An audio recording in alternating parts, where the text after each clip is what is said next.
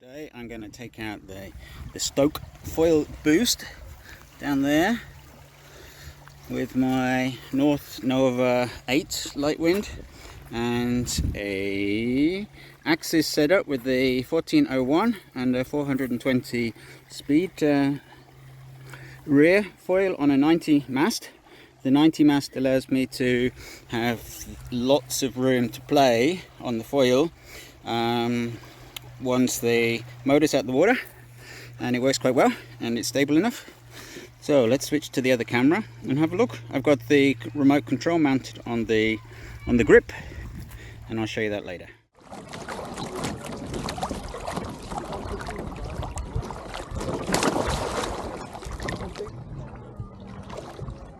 I've got it in low mode, so let's speed it up a bit.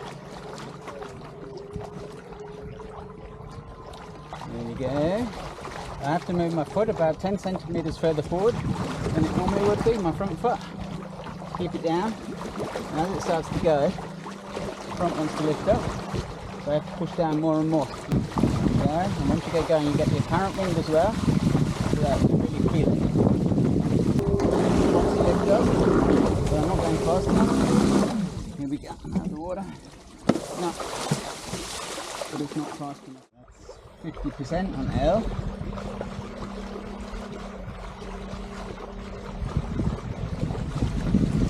There we go, as it goes, keep going and take off. Yeah, it took off on its own actually. There we go. Push that the other way around, then it's not in the way. The good thing about these hard handles, you can tuck it between the strut and the handle, and that way when you crash, which is inevitable, it doesn't hit on the board, the smash itself.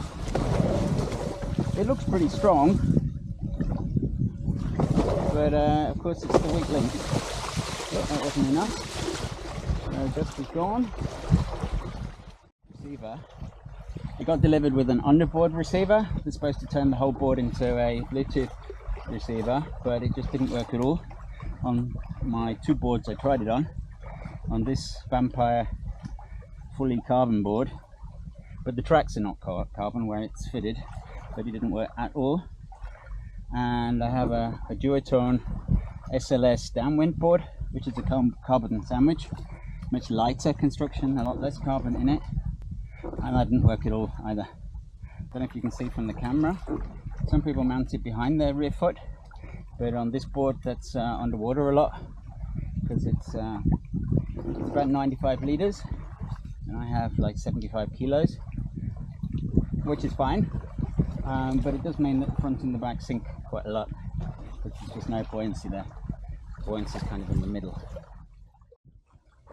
By pressing this three dots button, I can switch between P, L, M, H for high, and P again. So P is quite low.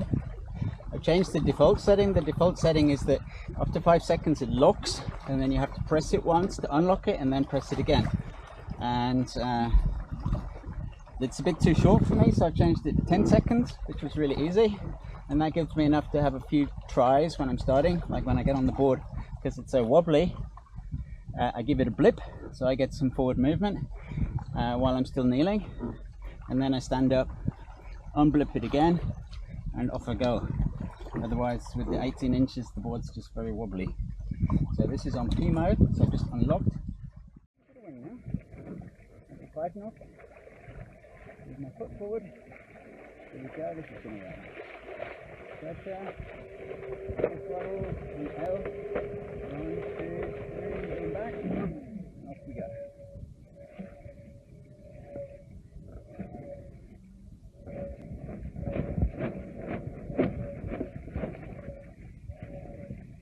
Speed up, and then it should go on its own.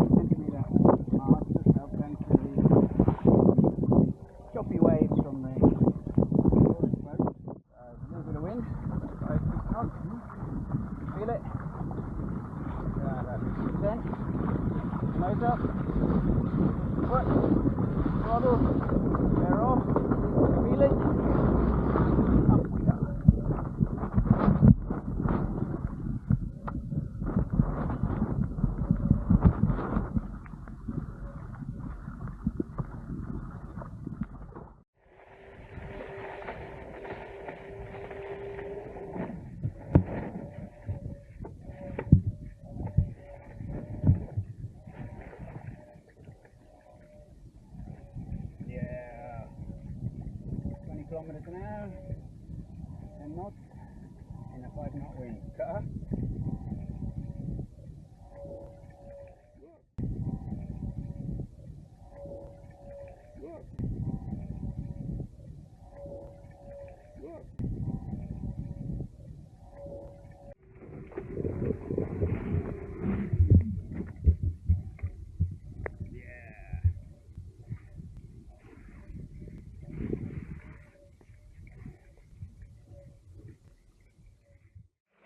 So I'm in L mode, not P and not M, and definitely not high power mode.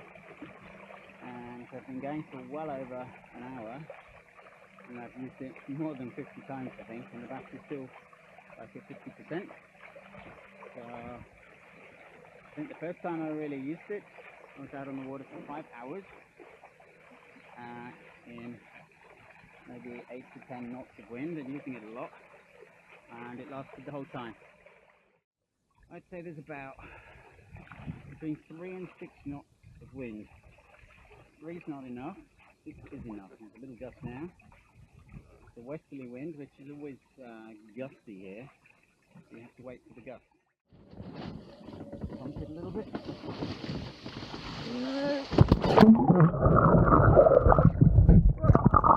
Touchdown. And this is what it looks like underneath the wing. Maybe I can show you the motor working underneath. Turn this round.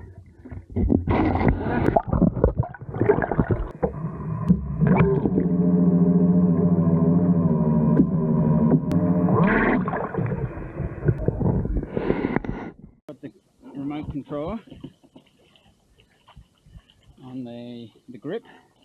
Got it at the back of the front grip, which I tried lots of different positions, and using the thumb or using the little finger, and I like using the thumb or my first finger, and having it right at the back of the grip keeps it out of the way, and by tucking it between the strut and the grip it doesn't crash into the board when I inevitably fall off. Speed up, about 10 knots, or 10 kilometers an hour. Here we go, yeah. Doing 12 miles an hour on a 401 Art Pro foil. And the foil's yawning. Can you hear it yawning with boredom? Because it's too slow. Whoop.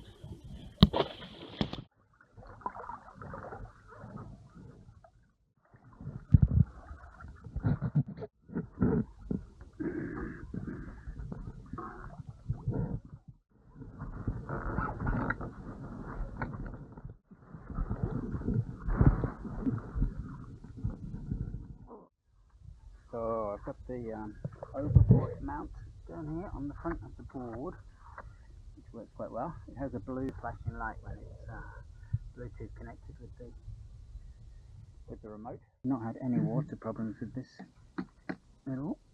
Carefully take it off. There you go, tucks in there. And after the session, I've still got 2 LEDs. Still got about 50%. Look. So the underwater receiver just goes in the mast track and turns your whole board into a receiver in theory. Just didn't work on mine. Take it all away. And close the magic box.